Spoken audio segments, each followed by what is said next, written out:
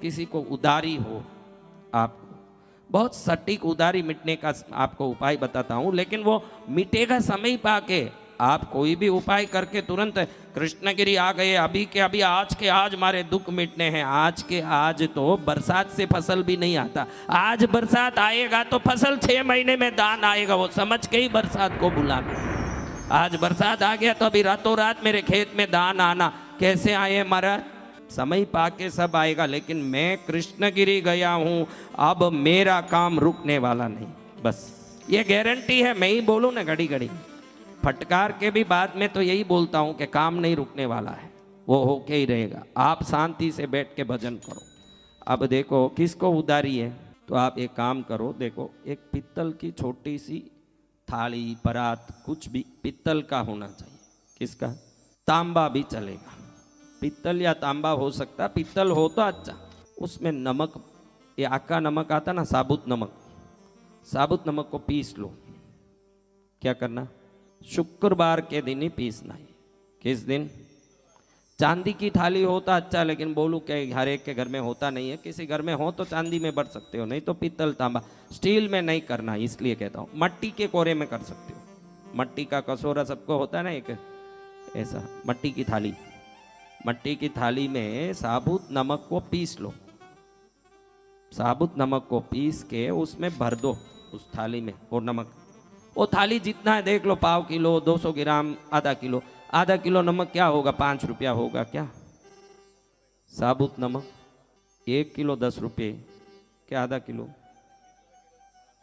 बड़ा अच्छा, जो भी लगे भाई, आप उसको भर लो। भर के पहले अपने घर में देवताओं का धूप दीप कर दो। पहले थाली में ये भरना, देख लो, सुन लो अच्छे से। थाली में ये भर लिया नमक, फिर नमक को रख के देवताओं के घर में, कुल देवी हो जो भी हो आपके, उनको धूप दीप करो, वंदन कर लो पहले। फिर जितना कर्ज है वो आपको पता होगा, कर्ज कितना है? कितना है कर्ज?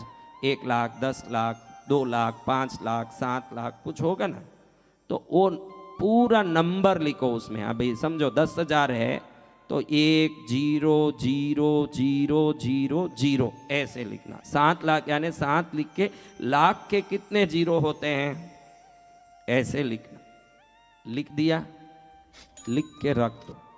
वो देव पूजा की न, उस जगह में वो थाली रख दो, समझा?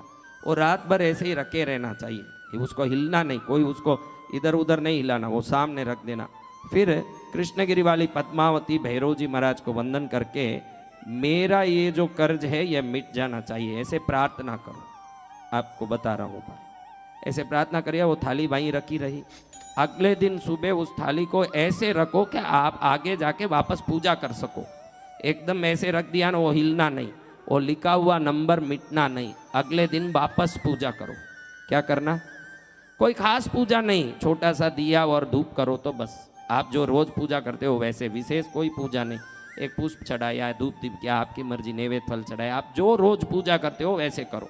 अगले दिन कर दिया, फिर ये थाली में नंबर लिखा हुआ वैसा ही है कि मिट गया, चेक करो। वैसा ही है तो इसको लेके किसी भी एक छोटी सी मटकी में भर दो, जितना ये नमक भर सके। अगर मिट गया है तो वापस करना पड़ेगा आपको। ये नंबर ऐसा ही है, थोड़ा भी हिला नहीं, तो इसको एक मटकी में भर देना। आधा किलो की मटकी, 1 किलो की मटकी, जितना नमक डाला उस हिसाब से एक नई मटकी लाओ, उसमें भर दो। ऊपर एक कपड़ा बांध दो। क्या करना?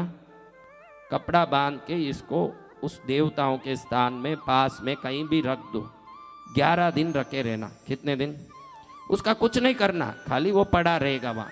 11 दिन हुआ, आज शुक्रवार है तो सोमवार को 11 दिन होगा। अभी आज बुधवार है तो शनिवार को 11 दिन होगा। 11 गिनना उस दिन से, जिस दिन रखा 11 गिना। 11 पूरा हुआ। आसपास में कोई बहता नदी हो तो ठीक, या जहाँ नदी है, जितना भी दूर है जहाँ नदी बह रहा है, बहता नदी है, उधर जाओ।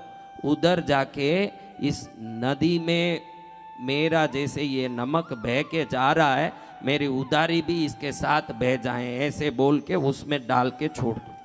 क्या करना? चमत्कारी रूप से पैसे आएंगे और आपकी उधारी चुक जाएगी। ये बहुत बड़ी शक्तिशाली उपाय है और गुरु का आशीर्वाद के रूप में मैं देता हूँ आपको। तो इसको करके जितने लोगों ने, बहुत लोगों ने हाथ उठाए, हमारी उधारी हमारी उधारी है, बहुत उधारी में फंसे हुए हैं। तो आप इस कर्म को शुक्रवार को ही करना है। किस दिन? पहले घर के कुल देवता इष्ट देवता की पूजा करनी है। पूजा करने के बाद ये नमक को पहले जो भर के रखा है, पहले नमक भरना थाली में, फिर पूजा करना, फिर नंबर लिखना, संख्या में लिखना, हिंदी में नहीं लिखना, 10,000 ऐसे नहीं लिखना, 1000 ऐसे लिखना, 7000, जितनी उधारी है, जो उधारी है वो सटीक लिखना। उधारी आपको पता है क्या कितना है? कई लोग ऐसे हैं खूब उधारी ले लें, उनको ही पता नहीं मेरी कितनी उधारी है। किसी से भी मांगने लगे, सुबह उठते ही वो उठा तो समझना आज किसी से लाने वाला है थोड़ा, ऐसे है ना, तो उनको पता नहीं कि अब कितनी उधारी है। तो ऐसे लोगों का नहीं बोल रहा हूँ, उधारी बराबर लिख के रख दो।